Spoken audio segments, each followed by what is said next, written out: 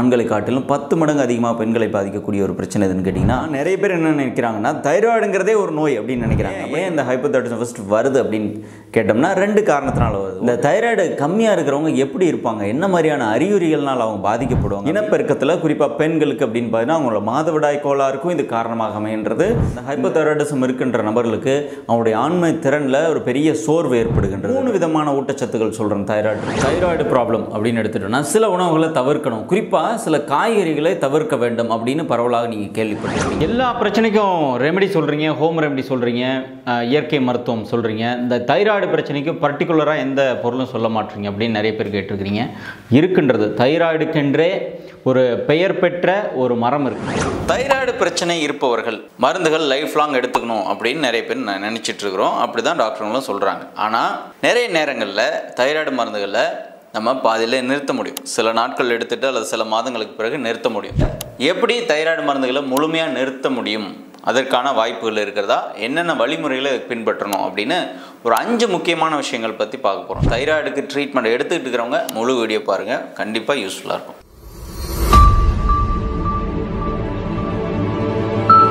வணக்கம் நண்பர்களே, doctor AG உங்களுடன். தைராய்டு பிரச்சனை நாம் கேள்விப்படாமல் இருக்கவே முடியாது. குறிப்பாக பெண்களை அதிகமாக பாதிக்கக்கூடியது. ஆண்களை காட்டிலும் 10 மடங்கு அதிகமாக பெண்களை பாதிக்கக்கூடிய ஒரு பிரச்சனை எதுன்னு கேட்டிங்கன்னா, நாளமில்லா சுரப்பிகளில் வரக்கூடிய தைராய்டு பிரச்சனை தான். தைராய்டு ப்ராப்ளம் அப்படின்னு எடுத்துக்கிட்டிங்கன்னா, நிறைய பேர் என்ன நினைக்கிறாங்கன்னா, தைராய்டுங்கிறதே ஒரு நோய் அப்படின்னு நினைக்கிறாங்க. அப்படி கிடையாது. தைராய்டு சுரப்பி அப்படிங்கிறது பல நாளமுள்ள சுரப்பிகளில் ஒரு குறிப்பிட்ட நாளமுள்ள சுரப்பி. இது நம்மளுடைய தொண்டை பகுதியில் ஒரு பட்டர்ஃப்ளை பட்டாம்பூச்சி வடிவத்தில் இருக்கக்கூடிய ஒரு சிறிய சுரப்பி.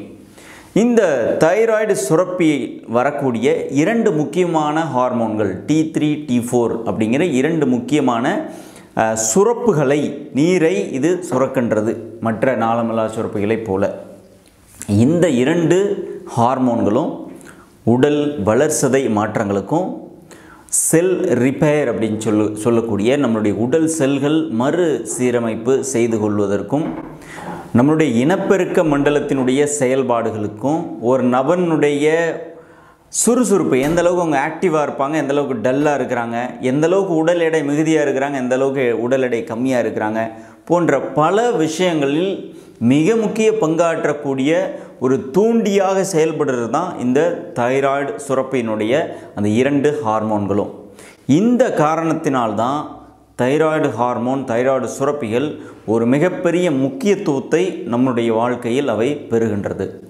இந்த தைராய்டு பிரச்சனை அப்படிங்கிறது ஆண்களுக்கு ஒரு நபருக்கு இருக்குன்னா, அதே இடத்துல 10 பெண்களுக்கு இருக்கிறதுக்கான வாய்ப்புகள் இருக்குன்னு ரிசர்ச் சொல்கிறாங்க.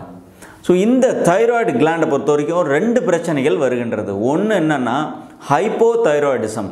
அந்த சுரப்பிகள் குறைவாக செயல்பட்டு, சுரப்புகள் தான் அந்த T3 T4 ஹார்மோன் இயல்பை காட்டிலும் கம்மியாக சுரக்கிறத நம்ம ஹைப்போதைராய்டிசம் அப்படின்னும், இயல்பை காட்டிலும் அதிகமான செக்ரேஷனை வந்து ஹைப்பர் தைராய்டிசம் அப்படின்னு சொல்கிறோம். இந்த பதிவில் இந்த தைராய்டு கம்மியாக சுரக்கக்கூடிய ஹைப்போதைராய்டிசம் அதை பற்றி மட்டும் ஒரு டீட்டெயிலாக உங்களுக்கு நான் பேச போகிறேன்.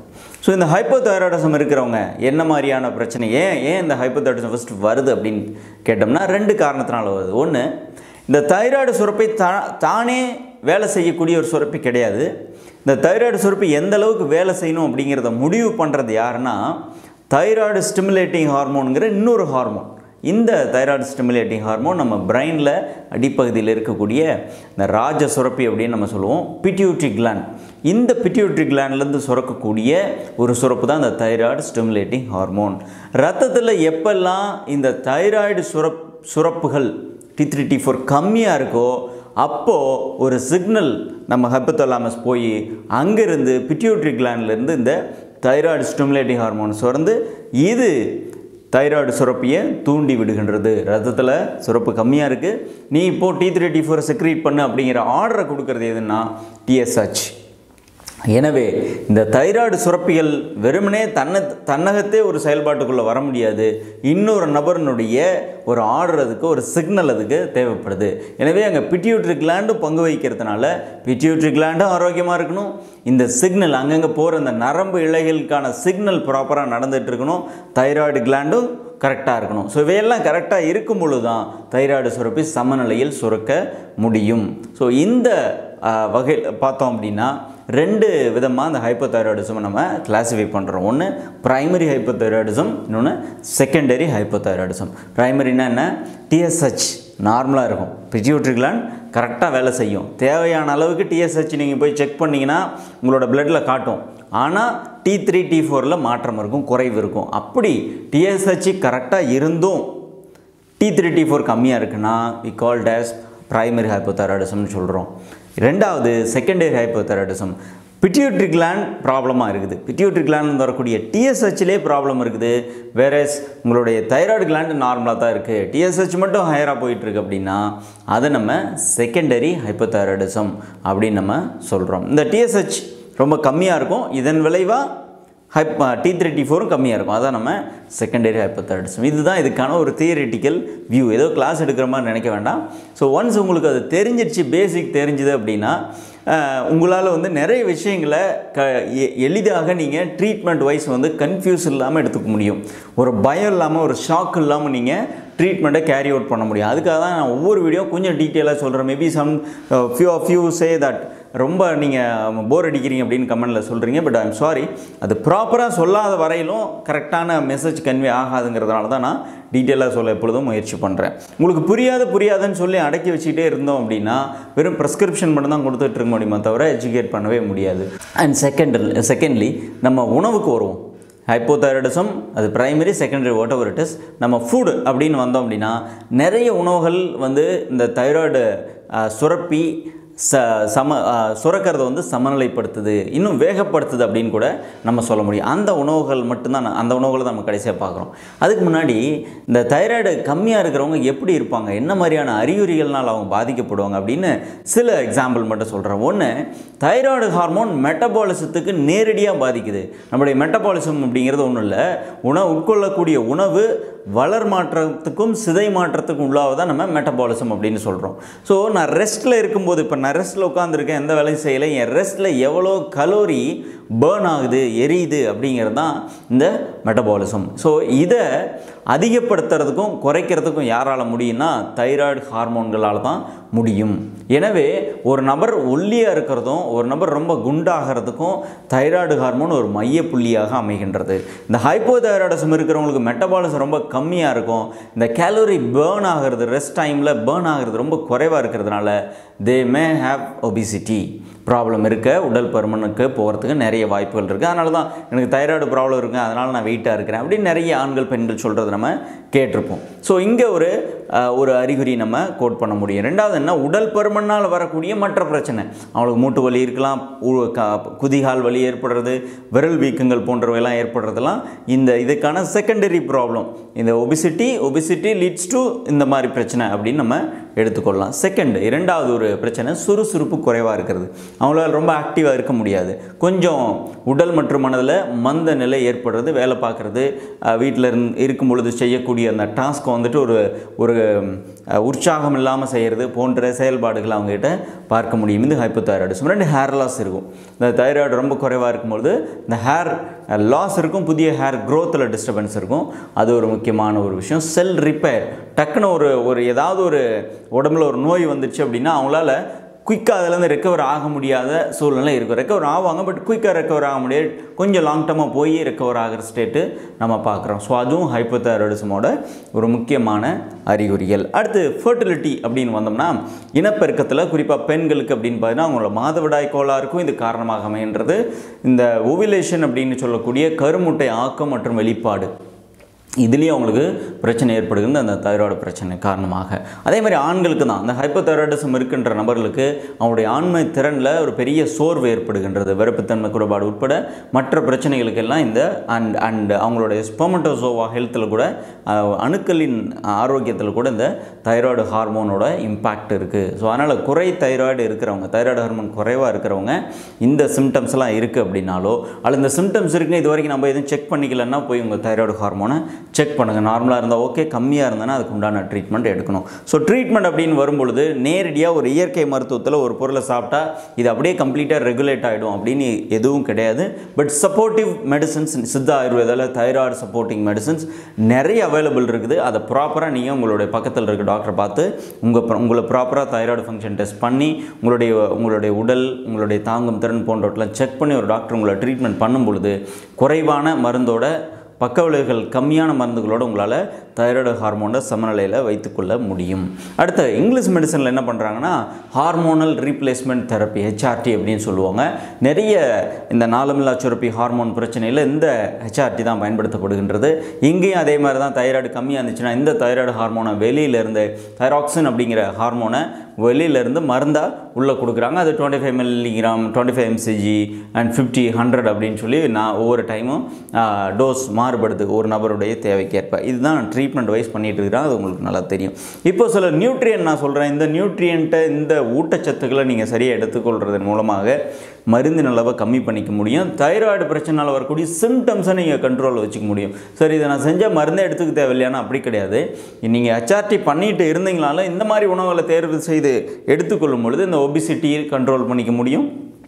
அண்ட் செகண்ட், உங்களோட ஃபர்டிலிட்டி ப்ராப்ளம், இனப்பெருக்க திறன்லாம் அதிகரிப்பேன். அந்த சிம்டம்ஸ் கம்மி பண்ணுறதுக்கு இந்த உணவுகள் ஏதுவானதாக இருக்கும். 3 விதமான ஊட்டச்சத்துக்கள் சொல்கிறேன் தைராய்டு இருக்கிறவங்க. ஒன்று ப்ரோட்டீனை குறைவில்லாமல் எடுத்துக்கோங்க. என்ன சார் சொல்கிறீங்க, ஒபிசிட்டி வருதுன்னு சொல்கிறீங்க, அப்புறமேடி நான் ப்ரோட்டீன் எடுத்துக்க முடியும் அப்படின்னு நீங்கள் சொல்லலாம். எஸ், ப்ரோட்டீன் நீங்கள் நான் தேவையான அளவுக்கு எடுத்துக்கொள்வது உங்கள் தைராய்டு ஹார்மோன் செயல்பாட்டை சமநிலைப்படுத்த வாய்ப்பு இருக்குன்னு நிறைய ரிசர்ச் சொல்லுது. காரணம் என்னென்னா, உங்களுடைய மெட்டபாலிசம் தப்பாக இருக்கிறதுனால நீங்கள் ப்ரோட்டீன் எடுத்துக்கொள்ளும் பொழுது உடல் பருமன் குறைகின்றது அப்படின்னு சொல்லி ரிசர்ச் சொல்லுது. ஸோ புரோட்டீன் அப்படின்னு வச்சுட்டிங்க அப்படின்னா விதை உணவுகளில் தான் புரோட்டீன் அதிகமாக இருக்குது. கொண்டக்கடலை அண்ட் பாசிப்பயிறு இந்த மாதிரி போட்டால் முளைத்து வரக்கூடிய விதைகளில், நிறைய கொட்டைகளில் புரோட்டீன் அதிகமாக இருக்கிறதுனால புரோட்டீன் குறைவு இல்லாமல் எடுத்துக்கொள்வது உங்கள் தைராய்டு ஹார்மோனை சமநிலைப்படுத்தும். அதே சமயத்தில் அறிகுறிகள் குறைவாக இருக்க பயன்படும். இரண்டாவது உணவு என்ன அப்படின்னு கேட்டிங்கன்னா ஜிங்க் அண்ட் செலினியம். இது ரெண்டும் இருக்கணும். ரெண்டாவது மற்றும் மூணாவது என்ன, ஜிங்க் அண்ட் செலினியம். இந்த ஜிங்க் எங்கே உங்களுக்கு பயன்படுது அப்படின்னா தைராய்டு ஹார்மோனுடைய சுரப்பியை சமநிலைப்படுத்தக்கூடிய ஒரு முக்கியமான ஒரு தாதுப்பு என்னன்னு கேட்டிங்கன்னா ஜிங்க். இந்த ஜிங்க் எங்கே இருக்குன்னா ஹோல் கிரைன்ஸில் ஜிங்க் இருக்குது, முழு தானியங்களில் ஜிங்க் இருக்குது, நிறைய க்ரீன்ஸில் வந்து உங்களுக்கு ஜிங்க் கிடைக்கும். ஸோ க்ரீன்ஸ், பச்சை நிற காய்கறிகள் மற்றும் கீரைகளை அதிகமாக எடுத்துக்கிறது ஏதுவானது. கொட்டைகள், வேர்க்கடலை மாதிரியான கொட்டைகளில் உங்களுக்கு ஜிங்க் உங்கள் எடுத்துக்கொள்ள முடியும். ஸோ அதனால் கொட்டை வகை உணவுகளை தவிர்க்காமல் எடுத்துக்கொள்ள வேண்டும். உங்களுக்கு எல்லாத்துக்கும் தெரிஞ்சது தான் அயோடின். ஏன்னா தைராய்டு பிரச்சனைன்னு வந்தால் உடனடியாக நம்ம நினைவுக்கு வருது அயோடின். ஏன்னா அயோடினுக்குன்னு கவர்மெண்ட் தனியாக ஒரு பாலிசி போட்டு கம்பல்சரி எல்லா உப்புலேயும் அயோடின் இருக்கணும் அப்படின்னு சொல்லி ஒரு இது பண்ணிகிட்டு இருக்கிறாங்க. ஸோ அந்த அயோடின் அப்படிங்கிறது குறைபாடு நமக்கு வரதுக்கு வாய்ப்பு இல்லை, அயோடின் அதிகமாக போகிறதுக்கு தான் வாய்ப்பு இருக்குது. அதை பற்றி நம்ம இன்னொரு பதிவில் டீட்டெயிலாக இந்த அயோடின் பாலிசியினுடைய தவறு எங்கே நடந்தது, அது எந்த மாதிரி இந்த அயோடைஸ்டு சால்ட்னால் என்ன பிரச்சனை வரும் அப்படிங்கிறதெல்லாம் தனி வீடியோவில் பார்க்குறோம். பட் இந்த பதிவில் அயோடின் கண்டிப்பாக நமக்கு தேவை அப்படிங்கிறத இன்சிஸ்ட் பண்ணுறேன். ஸோ ஹைப்போதைராய்டிசம் இருந்ததுன்னா அயோடைஸ்டு சால்ட் நீங்கள் எடுத்துக்கொள்ளலாம். உங்கள் அயோடினை செக் பண்ணுறதுக்கும் வழிகள் இருக்குது. அதை உங்கள் டாக்டரை பார்த்து அயோடின் லெவலில் நீங்கள் செக் பண்ணிக்க முடியும். ஸோ இதெல்லாம் தான் உணவுகள் அப்படின்னு வரும்போது கொட்டை உணவுகள், முழு தானியங்கள், புரோட்டீன், கிரீன்ஸ் அண்ட் ஃப்ரூட்ஸ் அதிகமாக எடுத்துக்கோங்க. தைராய்டு ப்ராப்ளம் அப்படின்னு எடுத்துட்டோம்னா சில உணவுகளை தவிர்க்கணும். குறிப்பாக சில காய்கறிகளை தவிர்க்க வேண்டும் அப்படின்னு பரவலாக நீங்கள் கேள்விப்பட்டிருப்பீங்க. ஒருவேளை நீங்கள் தைராய்டுக்கு ஆல்ரெடி மருந்து சாப்பிட்டுட்டு தான் உங்கள் டாக்டர் வந்து சில காய்கறிகளை குறிப்பிட்டு இதெல்லாம் வேண்டாம்னு சொல்லியிருக்கலாம். ஸோ இந்த பதிவில் உண்மையிலேயே இந்த காய்கறிகள்லாம் தைராய்டு பிரச்சனை அதிகப்படுத்தவோ குறைக்கவோ முடியுமா, என்ன மாதிரியான காய்கறிகளை நம்ம அவாய்ட் பண்ணி என்ன மாதிரியான உணவுகளை தவிர்க்க வேண்டும் அப்படின்னு தெரிந்து கொள்ள போகிறோம். முதல்ல தைராய்டு பிரச்சனை உடனே பொதுவாக எடுக்கக்கூடாது. அது ரெண்டு இருக்குது, குறை தைராய்டு, மிகை தைராய்டு. தைராய்டு கிளாண்டு கம்மியாக சுரக்கிறது, தைராய்டு சுரப்பிகள் அதிகமாக சுரக்கிறது அப்படின்றது. இந்த பதிவு ஹைப்போதைராய்டிசம் அப்படின்னு சொல்லக்கூடிய தைராய்டு கிளாண்ட் கம்மியாக சுரக்கக்கூடிய, அதாவது T3 T4 லெவல் நார்மல் ரேஞ்சிலேருந்து கம்மியாக இருக்கக்கூடிய அந்த பிரச்சனைக்கான காய்கறிகள் எதை நீங்கள் அவாய்ட் பண்ணணும் அப்படிங்கிறத நம்ம பேசுகிறோம். முதல்ல காய்கறிகள் அப்படின்னா சர்க்கரை வியாதி, பிளட் ப்ரெஷர், உடல் பருமன், என்ன நோய்கள் இருந்தாலும் காய்கறிகளை அதிகமாக எடுங்க, பழங்களை அதிகமாக எடுங்கன்னு சொல்லி தான் நம்ம கேள்விப்பட்டிருப்போம். ஆனால் இந்த குறை தைராய்டு பிரச்சனைக்கு மட்டும்தான் சில காய்கறிகளை தவிர்ப்பது நல்லது அப்படின்னு சொல்லி நம்ம அறிவுறுத்தப்படுகின்றோம். உண்மையிலேயே காய்கறிகள், இந்த ஒரு சில காய்கறிகள் தைராய்டு பிரச்சனையை அதிகப்படுத்தும் அப்படின்னு கேட்டிங்கன்னா சில காய்கறிகளில் குறிப்பாக ஒரு 3 விதமான காய்கறிகளை நீங்கள் தவிர்க்க வேண்டியதாக இருக்கும். நம்ம மார்க்கெட்டில் கிடைக்கின்ற காய்கறிகள் என்னென்னா காலிஃப்ளவர், முட்டைகோஸ், டர்னிப் மாதிரியான காய்கறிகள். அதே மாதிரி அதீதமான கீரைகளை எடுத்துக்கொள்வதை கொஞ்சம் தவிர்ப்பது நல்லது. ஏன் இந்த பச்சை கீரைகளையும் இந்த கோஸ் வகை சார்ந்த காய்களும் நம்ம தவிர்க்க வேண்டியிருக்கு அப்படின்னா, இந்த காய்கறிகளில் உடம்பில் அயோடின் அப்டேக்கை குறைக்கக்கூடிய சில மூலக்கூறுகள் இந்த காய்கறிகளில் இருப்பதாக சில ஆய்வுகள் கூறப்படுகின்றது. இந்த ஒரே ஒரு காரணத்தினால மட்டும்தான் இது போன்ற காய்கறிகள் மற்றும் அதீதமான கீரைகளை எடுத்துக்கொள்வதை தவிர்க்க வேண்டும் அப்படின்னு அறிவுறுத்தப்படுகின்றோம். 50% பார்த்திங்கன்னா இந்த காய்கறிகளினால் தைராய்டு ப்ராப்ளம் ஒரு பெரிய பிரச்சனைக்கு உள்ளாவது கிடையாது. ஏனென்றால் இந்த முட்டைகோஸாக இருந்தாலும் சரி, காலிஃப்ளவராக இருந்தாலும் சரி, டர்னிப் வகை காய்கறிகள், கீரைகள் இவற்றை ஒரு மிதமான அளவிற்கு ஒரு நபர் அவ்வப்போது எடுத்துக்கொண்டு வருவதனால் ஒரு பெரிய பிரச்சனை வருவது கிடையாது. எப்படி எடுத்துக்கொள்ளக்கூடாதுன்னா, பல்காக ஒரே டைமில் நிறைய முட்டைகோஸ் எடுக்கிறது, அடிக்கடி காலிஃப்ளவர் எடுக்கிறது, அதீதமான வாரத்தில் 3 நாள் 4 நாள் கீரைகளை சமைப்பது, இந்த மாதிரி இயல்பை காட்டிலும் அதிகமாக எடுத்துக்கொள்ளும் பொழுது அவை தைராய்டு சுரப்பியை மேலும் மட்டுப்படுத்த வாய்ப்புகள் இருக்கின்றது. இது ஒரு பாயிண்ட். இரண்டாவது பாயிண்ட், இந்த காய்கறிகள் இதை காய்ட்ரோஜன்ஸ் அப்படின்னு சொல்கிறோம். இந்த காய்டர் அப்படிங்கிற இந்த குறை தைராய்டு பிரச்சனையை உண்டு பண்ணக்கூடிய காய்கறிகள், அதான் காய்ட்ரோஜன்ஸ் அப்படின்னு சொல்லி அந்த பொருட்கள் நம்ம சொல்கிறோம். இந்த காய்ட்ரோஜன்ஸ் வகை காய்கறிகளை நன்கு சமைத்து உண்பதின் மூலமாக இந்த தைராய்டு பிரச்சனை பாதிக்காமல் எடுத்துக்கொள்ள முடியும் அப்படின்னு ஒரு ஆய்வு சொல்லுது. நிறைய பேர் முட்டைகோஸ் எடுத்துக்கிட்டிங்க அப்படின்னா பச்சையாக சாப்பிட்றத குடல் புண் போன்றவற்றுக்கு நல்லதுன்னு அறிவுறுத்தப்படுறோம். நம்மளும் வீடியோவில் சொல்லியிருக்கிறோம். ஸோ இந்த மாதிரி பச்சையாக எடுக்கிறத தவிர்த்துட்டு நல்லா சமைத்து எடுத்துக்கொள்ளும் பொழுது இந்த காய்ட்ரோஜன்ஸ் எஃபெக்ட்ஸ் அந்த பொருட்களுக்கு ரொம்ப குறைஞ்சிரும். அதனால் அவங்களுக்கு எந்த ஒரு பெரிய பிரச்சனை வராது அப்படின்னு சொல்லி நம்ம அறிவுறுத்துகின்றோம். எனவே நீங்கள் முட்டைகோஸ் எடுத்தாலும் காலிஃப்ளவர் எடுத்தாலும் தைராய்டு இருந்ததுன்னா அவ்வப்போது எடுத்துக்கிறது நல்லது தான். ஏன்னா அதில் நிறைய மல்டி விட்டமின்ஸ் அண்ட் மினரல்ஸ் அதில் இருக்கிறதுனால அந்த காய்கறிகளை நீங்கள் முற்றிலுமாக தவிர்க்க வேண்டாம். அவ்வப்பொழுது குறைந்த அளவில் இப்போ ஒருத்தவங்க ஒரு பவுல் 1 கப் எடுக்கிறாங்க, ஒரு பொரியலுக்கு சாப்பிட்றாங்கன்னா, உங்களுக்கு தைராய்டு ப்ராப்ளம் இருக்குன்னா நீங்கள் ஒரு 1/2 கப் எடுக்கிறதுனால எந்த பிரச்சனையும் கிடையாது. எனவே என்னுடைய பதிவின் நோக்கம் காய்கறிகள் முற்றிலும் தவறுங்கன்னு நான் சொல்ல மாட்டேன்.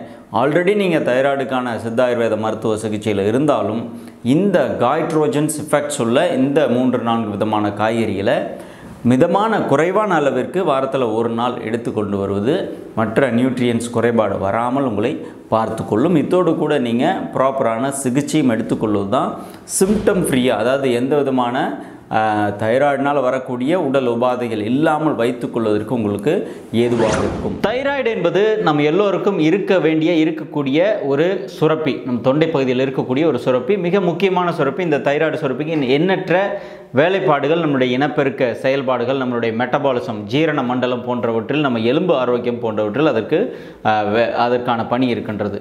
இது ஆண்கள் பெண்கள் 2 பேருக்குமே இந்த தைராய்டு என்கின்ற சுரப்பி பொதுவாக இருக்கக்கூடியது. நிறைய பேர் தைராய்டு அப்படின்னாலே நோய் அப்படின்னு நினச்சிக்கிறாங்க. தைராய்டு என்பது நோய் இல்லை.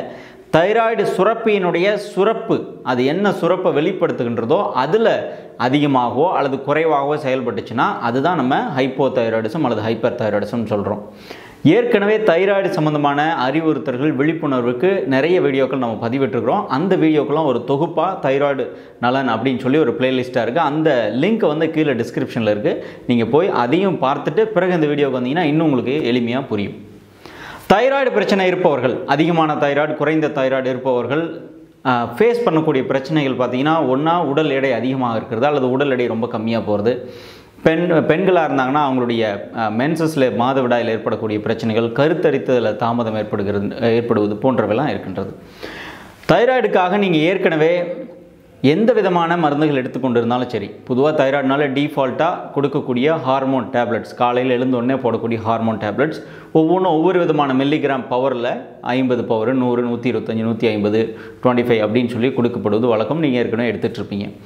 இந்த மருந்தை எடுத்துக்கொண்டு இருக்கும் பொழுதே நான் சொல்லக்கூடிய பொருளும் நீங்கள் பயன்படுத்திட்டு வாங்க. அதுக்கு பேர் தான் இன்டகிரேட்டட் மெடிக்கல் அப்ரோச்னு சொல்கிறோம். ஏற்கனவே வேற ஒரு சிஸ்டமில் எடுத்துக்கிட்டு இருந்தாலும் கொஞ்சம் நேர இடைவெளியில் இன்னொரு மருந்தும் நம்ம எடுத்துக்கொள்ளும் பொழுது ஒரே மருந்தில் கிடைக்கக்கூடிய ஆக்ஷன் ப்ளஸ் இன்னொரு மருந்தில் கிடைக்கக்கூடிய ஒரு சப்போர்ட் ரெண்டும் நமக்கு இருக்கும் பொழுது அந்த முதல்ல பிரைமரியாக நீங்கள் எடுக்கக்கூடிய மருந்தினுடைய டோஸை நாளுக்கு நாள் குறைப்பதற்கு ஏதுவாக இருக்கும்.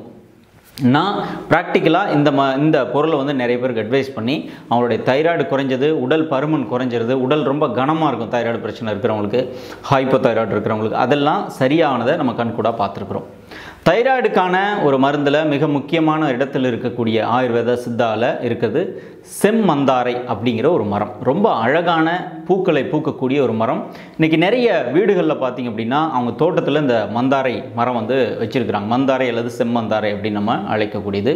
நல்ல ஒரு அற்புதமான அழகான பூக்களும் அதே சமயத்தில் நல்ல நறுமணமும் கொண்ட ஒரு மரம் இது. இந்த செம்மந்தாரையினுடைய பூ மற்றும் இலை, மரப்பட்டை போன்றவை மருத்துவத்தில் பயன்படுகின்றது. இதில் இந்த மரப்பட்டை பற்றி மட்டும்தான் நம்ம பார்க்க போகிறோம். இந்த செம்மந்தாரை மரத்தினுடைய மரப்பட்டை அதை மட்டும் எடுத்து மருந்தாக, மாத்திரைகளாக, வட்டிகளாக சித்த ஆயுர்வேத மருத்துவத்தில் லேகியத்தில் பயன்படுத்தப்படுகின்றது.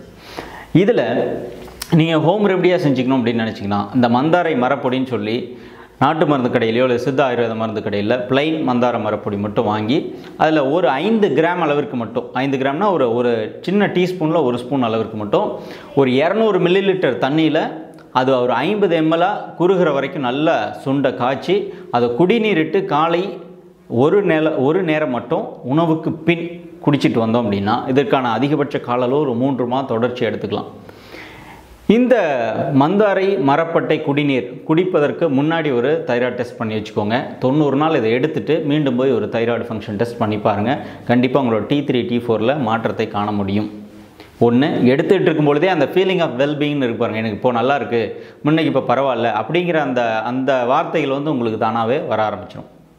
ரெண்டாவது விஷயம் என்ன அப்படின்னா, இது மருந்தாகவும் கிடைக்குது. இது உங்கள் ஊரில் இருக்கக்கூடிய மருந்து கடையில் இது கிடைக்கல, நாட்டு மருந்து கடையில் மந்தார மரப்பட்டை என்கிட்ட இல்லைன்னு சொல்லிட்டாங்கன்னா டோன்ட் வரி, அங்கே இருக்கக்கூடிய பக்கத்தில் இருக்கக்கூடிய சித்த ஆயுர்வேத மருத்துவரை சந்திச்சிங்கன்னா, குறிப்பாக ஆயுர்வேத மருத்துவத்தில் காஞ்சனார குகுலு அப்படின்னு சொல்லி ஒரு மருந்து இருக்குது. இந்த காஞ்சனார் அப்படின்னா எதுனா இந்த மந்தாரை தான் நம்ம காஞ்சனார் அப்படின்னு நம்ம சொல்கிறோம். எனவே உங்கள் டாக்டர் கொடுப்பாங்க. ஈவன் அரசு சித்த மருத்துவமனையில் கூட வெண்பூசணி நெய்யில் வந்து இந்த மந்தாரையினுடைய இலை பயன்படுத்தப்படுகின்றது. அதே மாதிரி உங்களுடைய பக்கத்தில் இருக்கிற சித்த ஆயுர்வேத டாக்டர்கிட்ட தைராய்டுக்காக கொடுக்கக்கூடிய எந்த ஒரு துணை மருந்துலையும் நிச்சயமாக மந்தாரை மரப்பட்டை கலந்திருப்பாங்க. எனவே துணை மருந்தாக எடுத்துக்கொள்ளும் பொழுது உங்களுடைய அந்த முதல் மருந்தாக நீங்கள் எடுத்துக்கிட்டு இருக்கிற அந்த ஹார்மோனுடைய அளவை நாளுக்கு நாள் குறைச்சிட்டு வரதுக்கு இவையெல்லாம் ஹெல்ப் பண்ணும். இங்கே முன்கழுத்து வீக்கம் இருக்கும், நல்ல முன்கழுத்து வீக்கமாக இருக்குது, கட்டியாக இருக்கிறது, ஈவன் சாதாரண தொண்டை புண்ணு, தொண்டை கம்மல் இருந்தால் கூட இந்த மந்தாரை மரப்பட்டையினுடைய கஷாயம், இந்த குடிநீர் வந்து நிச்சயமாக பயனளிக்கக்கூடியதாக இருக்கும். இன்னும் வெவ்வேறு விதங்களில் இந்த மந்தாரை பயன்படுத்தப்படுது. அந்த இலையை மட்டும் எடுத்து உடம்புல எங்கே கட்டி இருந்தாலும் லேசான தீயில் அந்த இலையை வாட்டிட்டு கட்டி மேலே வச்சு கட்டினீங்கன்னா ஒன்றா கட்டி பழுத்து உடையும் அல்லது கட்டி அப்படியே அமைங்கிடும். இந்த மாதிரி நிறைய பயன்கள் இருக்கின்றது. அந்த மந்தாரையினுடைய பூ அது இன்றைக்கி தயாரிக்கக்கூடிய பெரும்பாலான இயற்கை ஹேர் ஆயில் இருக்கு பாருங்கள், இந்த ஹேர் ஆயிலில் மந்தாரை பூ உலர வைத்த பூ பயன்படுத்தப்படுகின்றது. நம்ம வயிற்றில் ஏற்படக்கூடிய அதீதமான பித்தம் இருக்கிறது மந்தாரை இலை வந்து பயன்படுத்தப்படுகின்றது. ஆனால் இந்த பதிவினுடைய நோக்கம் தைராய்டு அப்படின்னு நமக்கு வந்தாலே நினைவுக்கு வர வேண்டியது ஒரு துணை மருந்து இருக்குது. ஒரு துணை மருந்தோ அல்லது முதல் மருந்தோ எப்படியோ இயற்கை மருத்துவத்தில் ஒரு மருந்து இருக்குது அப்படிங்கிறத உங்களுக்கு அறிவுறுத்துறதுக்காக தான், உங்களுக்கு தெரியப்படுத்துறதுக்காக தான் இந்த வீடியோ. எனவே தைராய்டு சம்மந்தமான பிரச்சனை இருப்பவங்க உங்களுடைய உணவு மற்றும் மற்றவற்றெல்லாம் எப்படி நீங்கள் ஷெட்யூல் பண்ணிக்கிறது அப்படிங்கிறத ஏற்கனவே பழைய வீடியோவில் நம்ம பதிவிட்டிருப்போம். ஸோ மந்தாரை மரப்பட்டை அது சார்ந்த மருத்துவத்தை உங்கள் அருகில் இருக்கக்கூடிய சித்த ஆயுர்வேத மருத்துவரை அணுகி எடுத்துக்கொண்டால் நிச்சயமாக தைராய்டு பிரச்சனையிலேருந்து ஒரு விடுதலையும் கிடைக்கும். கம்ப்ளீட்டாக 100% க்யூர் ஆகிடும் அப்படின்னு கிளைம் பண்ண முடியலைனாலும் கண்டிப்பாக சப்போர்ட் பண்ணும். நீங்கள் பயன்படுத்தி பாருங்கள். தைராய்டிசம் அப்படின்னு உடனே இன்றைக்கி பெரும்பாலான நபர்களுக்கு யாருக்கு கேட்டாலும் சொல்கிறாங்க, சும்மா நம்ம ஒரு பேச்சுக்கு தைராய்டுக்கு தான் மருந்து சாப்பிட்றீங்களா கேட்டால் கூட ஆமாம் நான் சாப்பிட்டுட்டு இருக்கிறேன், 5 வருஷமாக சாப்பிட்றேன், 10 வருஷம் 20 வருஷம் சாப்பிட்றேன் அப்படின்னு சொல்கிறவங்களாம் இருக்கிறாங்க. குறிப்பாக பெண்கள் காலையில் கண்ணு முழிச்சோடனே தைராய்டுக்கு மாத்திரை போட்டு தான் அடுத்த வேலை பார்க்குறவங்க நிறைய பேர் இருக்கிறாங்க. இதில் 2 விதமான தைராய்டிசம் இருக்குது. ஒன்று ஹைப்பர் தைராய்டிசம் அல்லது ஹைப்போ தைராய்டிசம் அப்படின்னு 2 இருக்குது.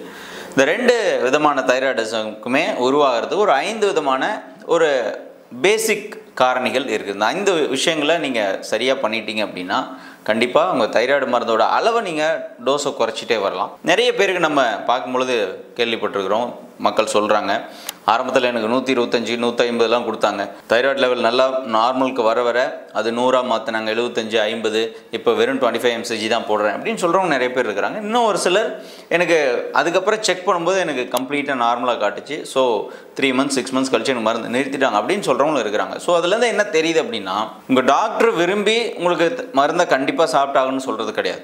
நம்மளுடைய தைராய்டு லெவலுக்கு தகுந்த மருந்து அவங்க எழுதுறாங்க. அந்த தைராய்டு லெவல் அதிகமாகவே மெயின்டைன் ஆச்சு அல்லது கம்மியாகவே மெயின்டைன் ஆச்சு நார்மலை விட அப்படின்னா வேறு வழியில் மருந்து கொடுத்து தான் ஆகணும்.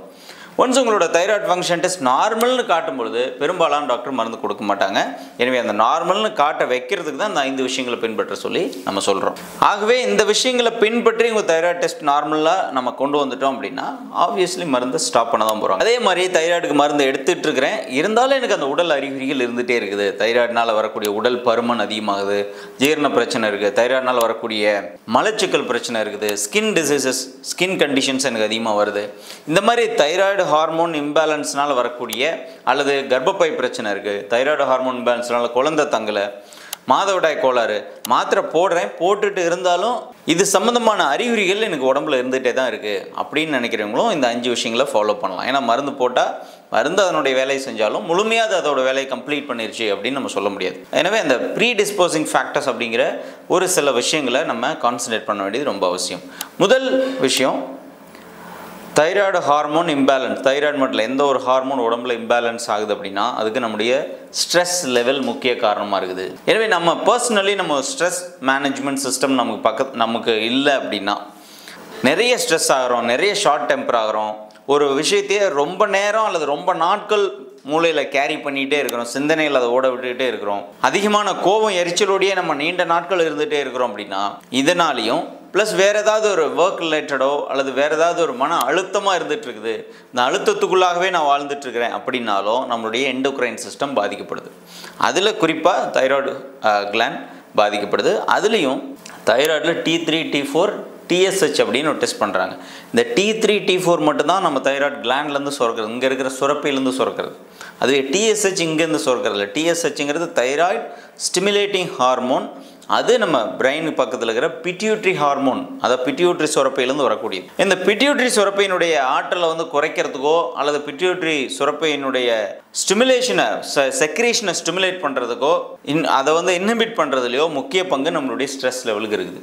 எனவே மன அழுத்தத்தோடு நீண்ட நாள் இருக்கிறீங்கன்னா அதை நீங்கள் சரி பண்ணிக்கணும். ரெண்டாவது, அதிகமான ஷார்ட் டெம்பர் கோவமாக இருக்கிறீங்க அப்படின்னா மெடிடேட் பண்ணுறது அல்லது எது உங்களை கோவப்படுத்துதோ அதை கொஞ்சம் சரி பண்ணிக்கிறது, அந்த விஷயங்களுக்கு கொஞ்சம் வெளியில் வருது. இந்த மாதிரியான செல்ஃப் ஸ்ட்ரெஸ் மேனேஜ்மெண்ட் சிஸ்டம் நம்ம ஒருவருக்கும் தேவை. அந்த செல்ஃப் ஸ்ட்ரெஸ் மேனேஜ்மெண்ட் சிஸ்டம்னா என்னென்னா, நம்மளுடைய கோபத்தினாலவையோ அல்லது அழுத்தத்தினாலவையோ மன அழுத்தத்தினாலோ எப்படி சீராக வச்சுக்கிறத நம்மளே லேர்ன் பண்ணி அதை இம்ப்ளிமெண்ட் பண்ணி நம்ம ஸ்ட்ரெஸ் லெவலில் பேலன்ஸ் பண்ணிக்கிறது தான் ஸ்ட்ரெஸ் மேனேஜ்மெண்ட் சிஸ்டம். ஒவ்வொரு நபரும் தனி நபருக்கு அது தேவை. அது ஒரு விளையாடுறதா இருக்கலாம், மெடிடேட் பண்ணுறதா இருக்கலாம், யோகா பண்ணுறதா இருக்கலாம், அல்லது ஜஸ்ட் டேக் இட் ஈஸின்னு விஷயங்களை ரொம்ப ஈஸியாக கடந்து போகிறதா இருக்கலாம். ஏதாவது ஒரு விஷயத்தை நீங்கள் என்கேஜ் பண்ணி உங்கள் ஸ்ட்ரெஸ் லெவலை நீங்கள் குறைச்சிக்கணும். இதுதான் செல்ஃப் ஸ்ட்ரெஸ் மேனேஜ்மெண்ட் சிஸ்டம். இது சம்மந்தமாக தனி வீடியோ கூட ஃப்யூச்சரில் போடலாம்.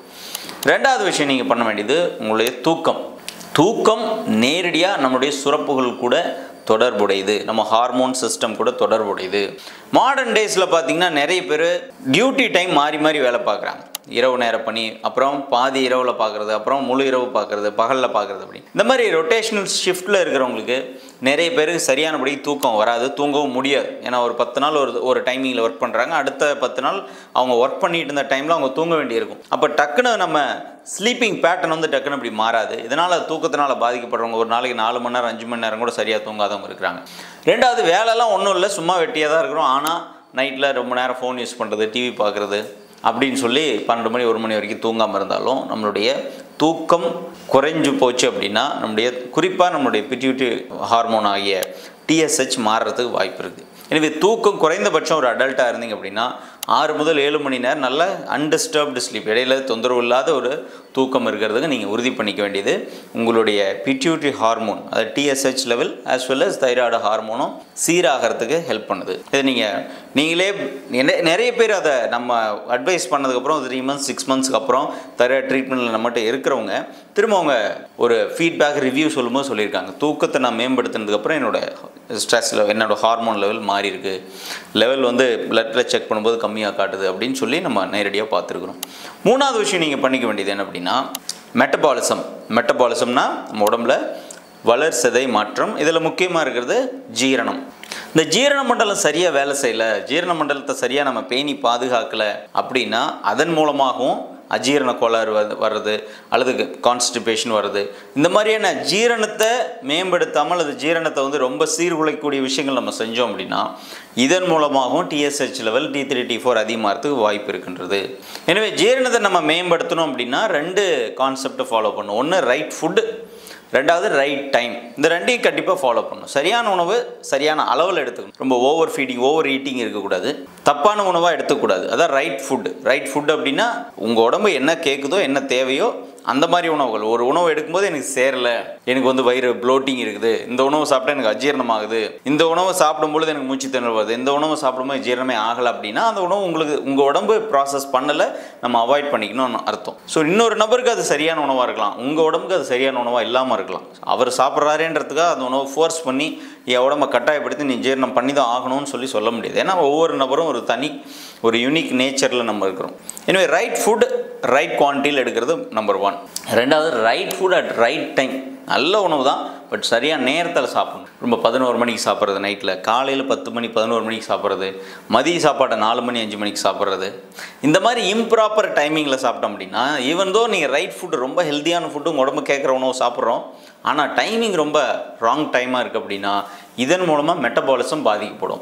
இந்த மெட்டபாலிசம் பாதிக்கப்பட்டுச்சுன்னா தைராய்டு ஹார்மோன் மட்டும் இல்லை மற்ற ஹார்மோன்ஸும் ப்ராப்ளம் வரதுக்கு நிறைய வாய்ப்பு. எனவே இந்த வளர்சிதை மாற்றம், அதாவது நம்மளோட ஜீரண நிலையை சரியாக நீங்கள் மெயின்டைன் பண்ணுறீங்க, நல்ல உணவு நல்ல கரெக்டான நேரத்தில் சாப்பிட்றீங்க, தொடர்ச்சியாக அதை பின்பற்றுறீங்க அப்படின்னா ஓவர் த பீரியட் 3 மாதம் 6 மாதம் கழித்து உங்கள் தைராய்டு டெஸ்ட் பண்ணும்பொழுது உங்களுடைய லெவல் சீராகிறத அல்லது லெவல் வந்து மார்ஜினலி குறைஞ்சிருக்கிறத உங்களால் பார்க்க முடியும். 4வது முக்கியமான பாயிண்ட் என்ன அப்படின்னா சில உணவுகளை நம்ம அடிக்கடி எடுக்கிறத தவிர்க்கணும். அதில் குறிப்பாக காய்ட்ரோஜன்ஸ், அதாவது க்ரூசிஃபரஸ் வெஜிடபிள்ஸ் அப்படின்னு சொல்கிறோம்ல, காலிஃப்ளவர், முட்டைகோஸு, அப்புறம் ப்ரொக்கோலி, இந்த மாதிரியான உணவுகளை அடிக்கடி சேர்க்காமல் பார்த்துக்கணும். இதையே தொடர்ச்சியாக எடுக்கிற அவ்வப்போது சாப்பிட்லாம், பட் இந்த உணவுகளை அடிக்கடி எடுக்கக்கூடாது. 4வது ப்ராசஸ்டு ஃபுட்ஸ் எடுக்கக்கூடாது. ரொம்ப ஏற்கனவே அதை சமைச்சு பல நாட்களில் பாட்டில் அடைச்சி கடையில் வைக்கக்கூடிய ப்ராசஸ்டு ஃபுட்ஸ் அவாய்ட் பண்ணணும். டீப் ஃப்ரைடு ஃபேட்டு, அதாவது சிக்கன் மட்டன் இந்த மாதிரியான அசைவ உணவுகளை ஆயில் ஃப்ரை பண்ணி எடுக்கிறது, ஒரு சில்லி சிக்கனாக இருக்கட்டும் அல்லது ஃபிஷ் ஃப்ரை, இந்த மாதிரி எந்த ஒரு பொருளையும் ஆயில் ஃப்ரை பண்ணி எடுக்கிறத அடிக்கடி நீங்கள் ஹேபிச்சுவலாக எடுக்கிறீங்கன்னா அவாய்ட் பண்ணுறது ரொம்ப நல்லது. அதே மாதிரி ஃபாஸ்ட் ஃபுட்டு, ரொம்ப துரித உணவு, சீக்கிரமாக சமைக்கக்கூடிய உணவுகள் நம்மளுடைய ஹார்மோன் சிஸ்டமை பாதிக்கும், குறிப்பாக மெட்டபாலிசமை பாதிக்கும். இந்த மாதிரியான உணவுகளை முற்றிலும் தவிர்க்கிறதோ அல்லது முடிந்த வரைக்கும் தவிர்க்கிறது ரொம்ப ரொம்ப நல்லது. இதை பின்பற்ற முயற்சி பண்ணுங்கள். 5வது முக்கியமான ஒரு விஷயம் என்ன அப்படின்னா நம்மளுடைய எக்ஸசைஸ், உடற்பயிற்சி. ஹைப்போதைராய்டிசம் இருக்குது அப்படின்னா ஆப்வியஸாக வெயிட் கெயின் இருக்கும். வெறுமனே வெயிட் கெயினுக்கு மாத்திரை மட்டும் அந்த காலையில் போடுற ஒரு தைராய்டு மாத்திரை மட்டும் வெயிட்டை குறைச்சிருமோன்னா கண்டிப்பாக குறைக்காது. நீங்கள் மெடிசன்லாம் போட்டாலும் இதோடு கூட தினமும் ஒரு 45 நிமிஷத்துலேருந்து 1 மணி நேரம் தீவிரமான உடற்பயிற்சியில் ஈடுபடணும். அது ஏரோபிக்ஸாக இருக்கலாம் அல்லது வெயிட் மேனேஜ்மெண்ட், வெயிட் லிஃப்டிங்காக இருக்கலாம். ஏதாவது ஒன்று நீங்கள் உங்களுடைய 1 மணி நேரம் பாடியை ஆக்டிவ் மோடில் போகணும். நல்ல பிளட் சர்க்குலேஷன் கீழே மேலே போகிற மாதிரி ஆக்டிவ் மோடில், யோகா இருக்கலாம், சூரிய நமஸ்காரம் இருக்கலாம், எது பண்ணாலும் உங்களுடைய மசில் பெயின் வரணும், உடம்பு வலிக்கிற அளவுக்கு உங்களுடைய எக்ஸசைஸ் 1 hour கண்டினியூவாக இருக்குது அப்படின்னா லாங் டேர்மில், அதாவது ஒரு 6 months 1 year இதை கரெக்டாக ப்ராக்டிஸ் பண்ணிங்க அப்படின்னா உங்களுடைய மருந்து அளவு கம்மியாகுது, தைராய்டு அளவு சீராகுது. ஆப்வியஸ்லி ஒரு பாயிண்ட் ஆஃப் டைமில் இதெல்லாம் இந்த 5 விஷயங்களும் சரியாக ஃபாலோ பண்ணிட்டு வந்தோம் அப்படின்னா தைராய்டு மாத்திரையை உங்கள் டாக்டரே நிறுத்திடுவாங்க. அண்ட் ஃபைனலி இந்த 5க்கும் மேலே இன்னும் ஒன்று இருக்குது. தைராய்டு பிரச்சனைக்கு வெறும் தைராய்டு மாத்திரை, இங்கிலீஷ் மாத்திரையில் வரது மட்டும் கிடையாது, சித்த ஆயுர்வேத மருந்துகளில் தைராய்டு மருந்துகள் இருக்குது. ஏற்கனவே நான் சொல்லி தனி வீடியோ போட்டிருக்கிறேன், அந்த வீடியோ லிங்க் டிஸ்கிரிப்ஷனில் கொடுக்குறேன், அதையும் பாருங்கள். குறிப்பாக மந்தாரை, மந்தாரை தான் நம்ம காஞ்சனார் குகுலு அப்படிங்கிற பேரில் வருது. அதே சித்தா மருந்துகள்லையும் மந்தாரை காம்பினேஷனில் வரக்கூடிய தைராய்டு மருந்துகள் வருகின்றது. இந்த மருந்துகளை சரியாக உங்களுடைய ஏற்கனவே எடுத்துக்கிட்ட மருந்துகளோட கூட சேர்த்து இன்டெகிரேட்டடாக எடுக்கலாம். இதோ ஒரு 6 months எடுத்துக்கும் பொழுது நாங்கள் பர்சனலாக பார்த்தது என்ன அப்படின்னா, அவங்களோட தைராய்டு லெவல் வந்து இப்போ TSH ரொம்ப அதிகமாக இருக்கும். TSH 35-45 வர நபர்கள்லாம் பார்க்குறோம். பட் ஒரு 3 to 6 months இந்த மாதிரி இயற்கை மருந்துகளையும் சேர்த்து அவங்க எடுத்துகிட்டு வரும்பொழுது அவங்களுடைய லெவல் வந்து நியர் நார்மல் லெவல் வரதோ அல்லது நல்ல நார்மல் வரதோ நேரடியாக பார்த்துருக்குறோம். Have so many evidences. So உங்கள் பக்கத்தில் இருக்கிற ஒரு ஆயுஷ் டாக்டரை பார்த்து நீங்கள் தைராய்டுக்கான சிகிச்சைகளும் எடுத்துக்கலாம், கூட உங்களுடைய மருந்துகள் எடுத்துக்கலாம். ஓவர் த பீரியட் உங்கள் டெஸ்ட் கம்மியாகும் பொழுது உங்கள் தைராய்டு மருந்துகளை கொஞ்சம் கொஞ்சமாக குறைச்சிக்கலாம். மீன்வைல் உங்கள் சித்த ஆயுர்வேத மருந்துகளையும் ஃபியூச்சரில் குறைக்கிறதுக்கு நிறைய வாய்ப்பு இருக்குது. எனவே இந்த விஷயங்களை கரெக்டாக ஃபாலோ பண்ணிங்கன்னா தைராய்டு மாத்திரைகள் வந்து கண்டிப்பாக சீக்கிரமாக நீங்கள் ஃப்ரீ ஆகிறதுக்கு நிறைய வாய்ப்புகள் இருக்குது. தைராய்டு ஹார்மோன் மட்டும் கிடையாது, சக்கரை வியாதி சம்மந்தமான வீடியோக்கள் போட்டுக்கிறோம், ஜீரண மண்டலம், அல்சர் சம்மந்தமாக அப்படின்னு 1000க்கும் மேற்பட்ட வீடியோக்கள் சேனலில் இருக்குது. சப்ஸ்கிரைப் பண்ணாமல் பார்க்குறவங்க சப்ஸ்கிரைப் பண்ணிட்டு பாருங்கள். எனவே இந்த 5 விஷயங்களை சரியாக ஃபாலோ பண்ணி கூட சித்த ஆயுர்வேத மருந்துகளும் தைராய்டுக்கு நீங்கள் எடுத்துக்கொள்ளும் பொழுது தைராய்டு பிரச்சனைனால தைராய்டிசம்னால் வரக்கூடிய காம்ப்ளிகேஷன்ஸோ சைடு எஃபெக்ட்ஸோ உடல் பாதிப்புகளோ உடல் பருமன் ஆகிறதோ இதெல்லாம் எதுவும் இல்லாமல் ரொம்ப நல்ல ஹெல்த்தியாக ஃப்யூச்சரில் தைராய்டு மருந்துகள் நிறுத்திட்டும் இருக்கிறதுக்கு நிறைய வாய்ப்புகள் இருக்குது. பின்பற்றுங்க. யூஸ்ஃபுல்லாக இருந்ததுன்னா மற்றவங்களுக்கு ஷேர் பண்ணுங்கள். நன்றி, வணக்கம்.